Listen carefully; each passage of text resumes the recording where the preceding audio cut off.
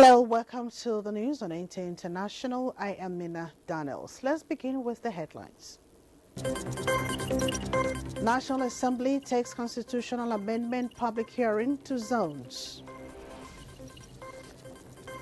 2025 first biennial training for de-inducted troops in various theaters of operation opens in Sokoto. Plus, United Kingdom joins new European Union sanctions targeting Russia oil exports. Maurice Kamto, one of President Paul Biya's critics, has submitted his candidacy for the October presidential election in Cameroon, just as Cuba removes age limit for presidential candidates. Chukwunonso Nwabueze has the details. According to a list published by election authorities, Maurice Kamto has submitted his candidacy for October's presidential election. Kamto, 71, who came second to Biya in the 2018 presidential election, will stand for the African Movement for New Independence and Democracy, MANIDEM. The party's leader, Ancient Ekane, confirmed to the media. In 2018, Kamto stood for the Cameroon Renaissance Movement, MRC, but Ekane said he will resign from the party to join MANIDEM, a party founded in the 1990s and rooted in Pan-Africanism. The 92-year-old Biya is seeking an 8th term in office and has been in power since 1982. So far, 19 candidates have signed up to stand in the October 12 election, including former Prime Minister Bello Buaba Maigari, an ally of Biya for nearly 30 years, and Issa Bakari, who resigned as Employment Minister in early June to submit his candidacy. The definitive list of candidates will be announced in early August. In other news, Cuba has removed age limit for presidential candidates in a reform approved by the National Assembly. The 2019 Constitution had set it at 60 years for first-time contenders. The 5-year term is renewable once, while the minimum age of 35 remains unchanged. The approved constitutional reform is a legitimate and fair act, says Cuban President Miguel Diaz-Canel. It responds to the current realities of the country and stays true to our history, he added. Chukwunonso Nwabueze, NTA News. And to ensure easy access to legal information in Ghana, lawyers, judicial service personnel and parliamentarians have issued a communique pledging to support the creation of a national digital portal. At a seminar on sustainable access to law, the legal practitioners and lawmakers underscored the role of open, timely and reliable access to legal information in a democracy. The workshop, organized for Ghanaian legal practitioners and judicial sector stakeholders, was part of efforts to facilitate public access to law through a national digital portal. The webpage will contain all important legal information and documents for public use. This is underlined by the essential role that open, timely and reliable access to legal information plays in a democracy. Advances made in the digital space and growth of Ghana's democracy also makes such a portal more timeless. The seminar was under the auspices of the Ghana Legal Information Institute. The founder of the institute, Mr. Osei Bunsu Amwa, who is also a former sports minister and lawmaker, says stakeholders need to be abreast of current trends in the legal environment. The main thing is how do we make legal information accessible to everybody. If you hear of Africa Lee is now coordinating a lot of these institutes in Africa. But outside Africa, we have even a lot of these institutions. The famous one is CanLII, that's Canada. We have American Lee. All these institutions are aimed at making the law accessible, free of charge to the average person. The first Deputy Speaker of Parliament, Mr. Bernard Ahiafo, noted that all citizens have a right to know the law and have easy access to it. Most importantly, we must live here with a clear and achievable roadmap, a commitment to our citizens that by 2027, every Ghanaian will have easy access to all laws, judgments, and gazettes at their fingertips. This goes beyond the use of technology. It is about democracy, fairness, and economic opportunity. Transparent and accessible laws strengthens our courts, helps our businesses thrive, and build trust between the people and their government.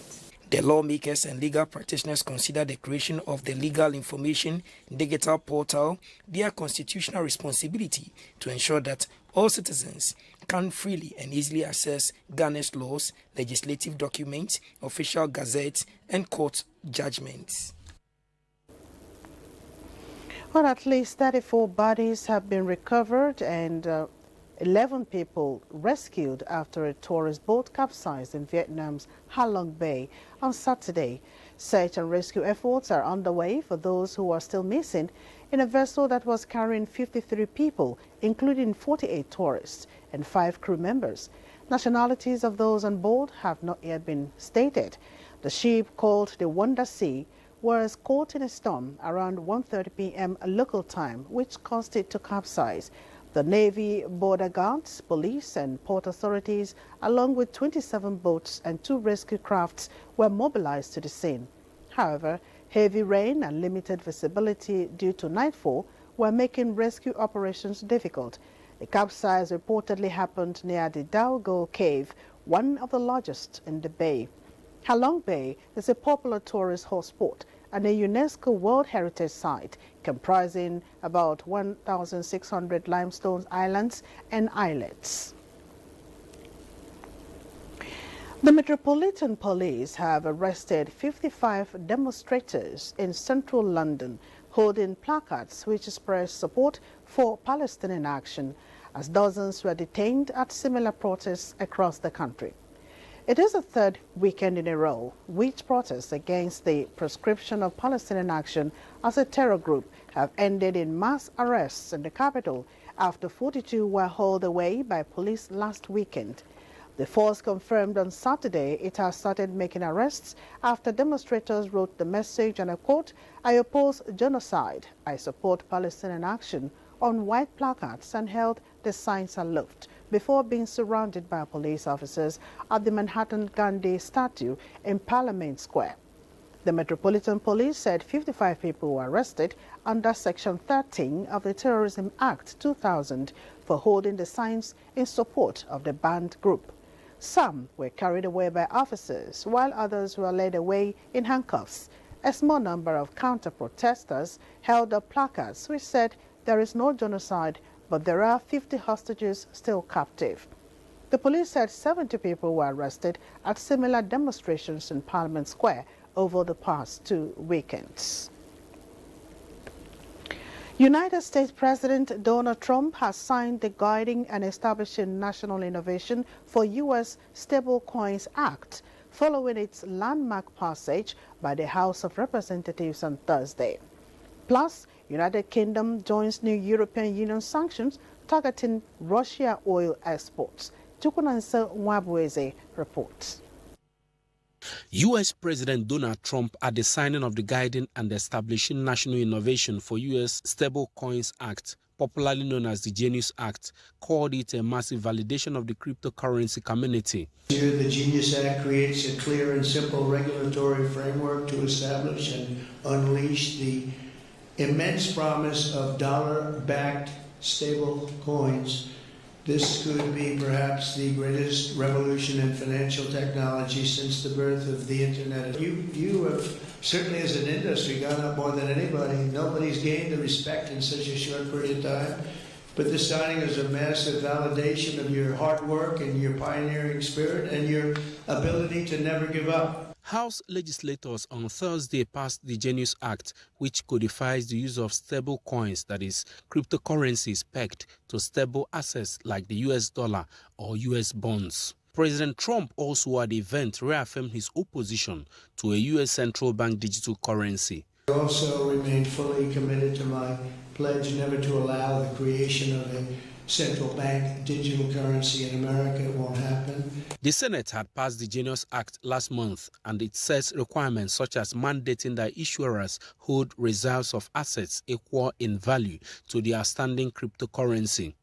This wave of legislation follows years of skepticism towards crypto, driven by the belief that the sector born from Bitcoin's success should be tightly controlled and kept separate from mainstream investors. Reports say President Trump is preparing to open the $9 trillion U.S. retirement market to cryptocurrency investments, as well as gold and private equity. Meanwhile, British Finance Minister Rachel Reeves says the UK is joining the European Union in ramping up economic pressure on Russia by slashing a price cap meant to choke off revenues from key oil exports. This is not Britain acting alone. This is a partnership with our European allies to put maximum pressure on Russia and reduce their ability to fund their war effort. The oil price cap that's been in place since 2022 has already had an impact on reducing Russian oil revenues. But today we are going further to support Ukraine and to put pressure on Russia. Reeves disclosed this at the sidelines of G20 gathering in South Africa. Chukunonsonwa Boeze, NTA News. The Committee of Permanent Representatives of the EU has approved the European Union's 18th package of sanctions against Russia at an extraordinary meeting held on Friday, 18th of July. Haman Jabani reports on this and other discussions reached at the meeting. The package includes sanctions on 105 ships from Russia's shadow fleet and on the entities enabling their operations. A registry of ship flags will be introduced to identify and track these vessels, which are used to obscure the origin of Russian oil. For the first time, the EU will sanction a foreign-based refinery, India's largest Rosneft facility, due to its role in the processing and moving Russian oil. The package also targets individuals and organizations involved in indoctrinating Ukrainian children in Russian-occupied territories. In addition, 22 Russian banks will face new financial restrictions aimed at cutting their access to international funding. Brussels will also ban the export of European technologies used in Russian drone production. So I hope that the meeting in New York in 2 weeks now will be an important one going in the right direction. But we have a lot of symbolic decisions to take and we have some effective decisions to take. And I just see that for the moment effective decisions are difficult to take because most of them are unanimity. And even some of the QMV, I'm not sure that we have a majority. So very difficult. Europe is in crucial times. We need to be able to defend ourselves. We are challenged on our competitiveness. We have to boost innovation and we have to have a budget that responds to all those new challenges. So obviously we have to have a new architecture on the budget and we're very happy to facilitate these discussions. I also emphasise the importance of overseas aid and development and indeed regional funds such as the Peace Plus programme, which are very, very important to Ireland. We also had a discussion, which is still ongoing, about the Spain's languages proposal, and we will again have further meetings of the General Affairs Council into the autumn on the MFF proposal, and indeed this will form a central part of Ireland's presidency of the Council of the European Union next year. The EU will set a moving cap price on Russian crude at 50% below its average market price. EU diplomats say aiming to improve on the largely ineffective €60 cap that the group of 7 major economies have tried to impose since December 2022. Hamad Jabani, NTA News. The Office of the Accountant General of the Federation has announced an increase in revenue collection for the month of June. This is as a total of 1.818 trillion naira has been disbursed among the federal government, state governments and local government councils from the Federation account. A breakdown of the gross statutory revenue shows significant increase, with 3.485 trillion naira received in June 2025, a rise of 1.390 trillion naira compared to 2.094 trillion naira recorded in May 2025. However, gross revenue from value-added tax saw a decrease, falling by 64.655 billion naira from 642.820 billion naira in May to 678.165 billion naira in June. As part of the ongoing constitutional amendment process, the National Assembly is holding simultaneous zonal public hearings in designated centers nationwide to gather the inputs of citizens on critical national issues. National Assembly correspondent Metaire Ikpen is at the zonal public hearing holding at the International Conference Center in Enugu State to give us an update. And it's over to you now, Metaire. All right, many thanks for joining me, studio. This is the Constitution Review public hearing for the Southeast Zone A, comprising of Enugu, Ebonyi, and Anambra states. We have many Nigerians from various walks of life here in the Southeast who have come here to make their inputs and their proposals into the Constitution Review process. We have various bills and proposals that cut across electoral reforms, judicial reforms, local government autonomy, state creation, the quest, the clamor for state police, and even gender equity and inclusion. These are the various issues for which Nigerians will be submitting their memoranda to the Constitution Review Committee here in Enugu. At this point in time, I have joining me on set Chinedu Oga. Representative Oga, can you tell us some of the predominant issues that will be discussed here at the Southeast Zone A public hearing? Yes, my name is Right Honorable Comrade Chinedu Oga Owen. I'm the Deputy Chairman of this public hearing made up of Anambra, Enugu, and Ebonyi states. We are here to hear from the masses on the amendment of the Constitution of the Federal Republic of Nigeria as amended 1999 Constitution, and we are here to hear from the masses. Most of the burning issue is the creation of the additional local government in Southeast, addition of the states in the Southeast, addition of other amenities like creation of the state police, and equally more other things that they needed, and equally the things that the women are clamoring for. And being here today, you have seen all the security agents, the masses, the traditional ruler, the youth, and all ramifications are here to air their view. Many thanks, Metaire. It's now time to take a break. Thanks for staying on. An advocacy for the establishment of constitutional courts to adjudicate on all electoral matters is underway. Former president of the Nigerian Bar Association, Joseph Daudu SAN, made the advocacy at a forum on his input in addressing the challenges of modern-day Nigeria through constitutional amendment. In Abuja, Dele Atumbi of our judiciary desk reports. On electoral reforms, the legal icon who used to be the president of the Nigerian Bar Association, Joseph Daudu SAN, canvasses the need for the establishment of trial constitutional court, intermediate appeal constitutional court, and final constitutional court.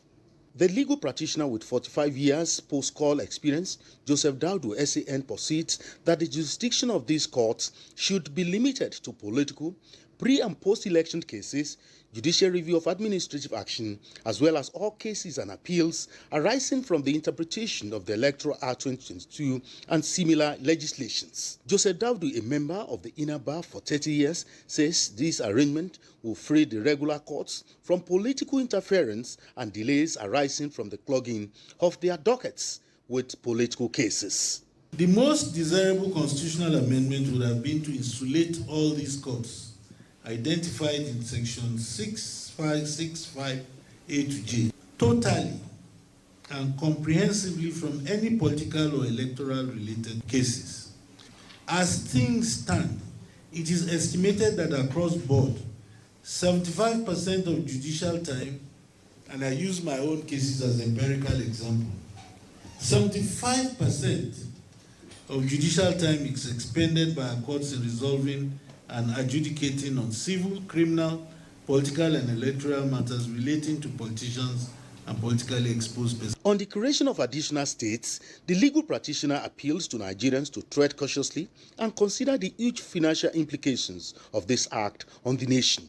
In other cases, states are not created based on perceived marginalization, but on the strength of several strong factors, the most important of which is viability in economic terms.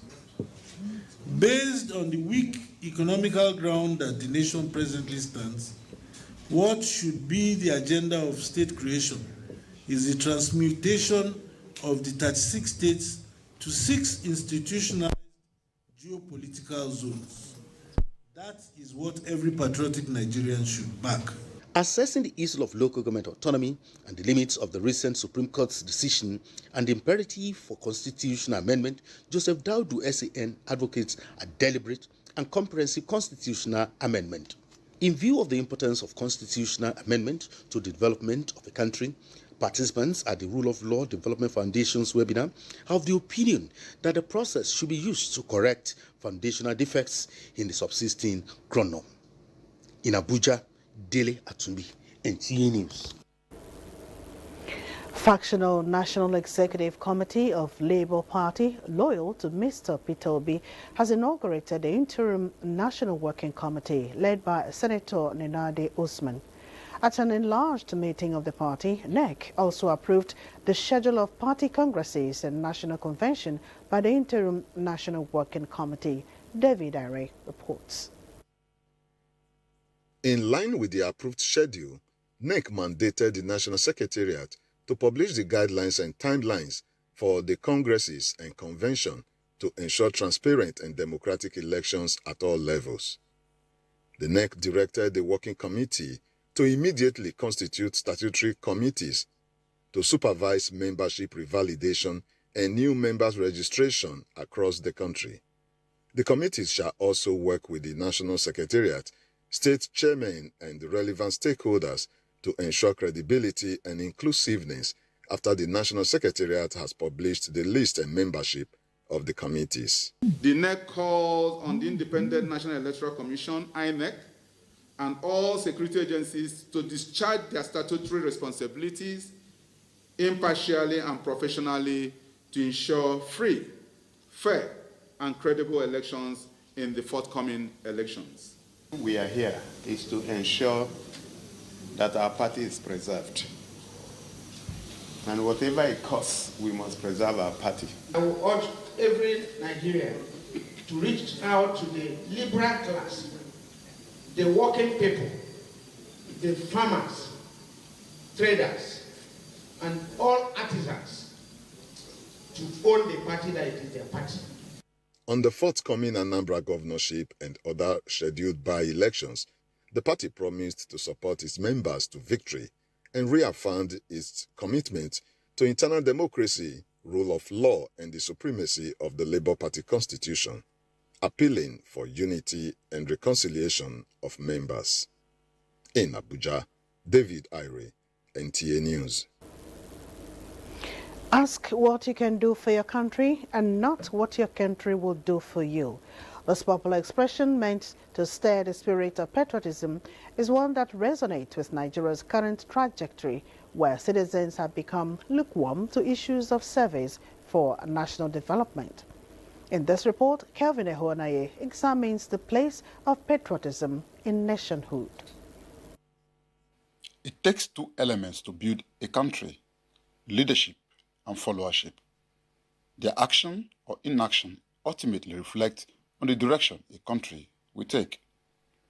The act of patriotism is embedded in putting the interest of the country first in all ramifications, and when a country has majority of patriotic citizens, the task of nation building becomes easier. Nigerians have already lost it. We no longer have confidence in our values.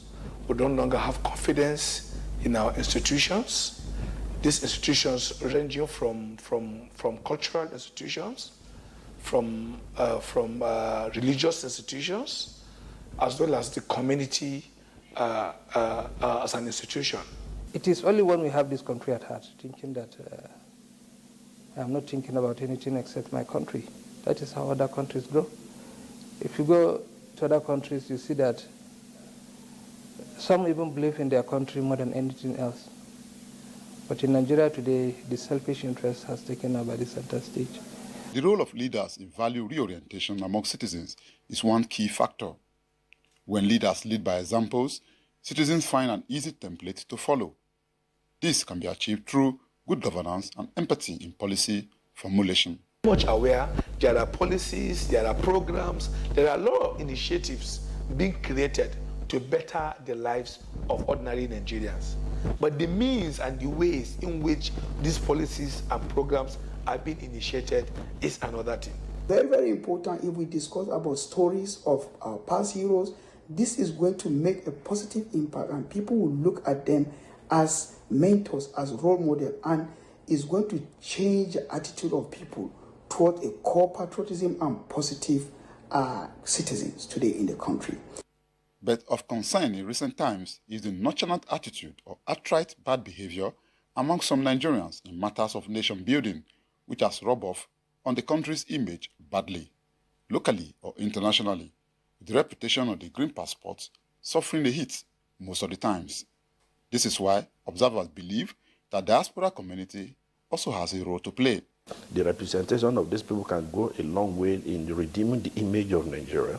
How do I say so? Wherever you find yourself as a citizens of this country, it's just for you to say good about the nation. Making good presentations in terms of representation, in terms of advocacy, because what you say, we have direct either implication on even the citizen in either positive or negative way. So it's just like what is being the slogan that has been going on in the National Orientation Agency, that the right thing begin with me. So if the right thing, anybody in Nigeria do the right thing in their respective field, I think it will translate back into the good image of Nigeria. Going back to the beginning, through deliberate effort in instilling national values in school children, vigorous awareness campaign by the National Orientation Agency and other stakeholders have been identified as a viable way to tackle the challenge. The news ends here. Thanks for watching. I am Mina Daniels.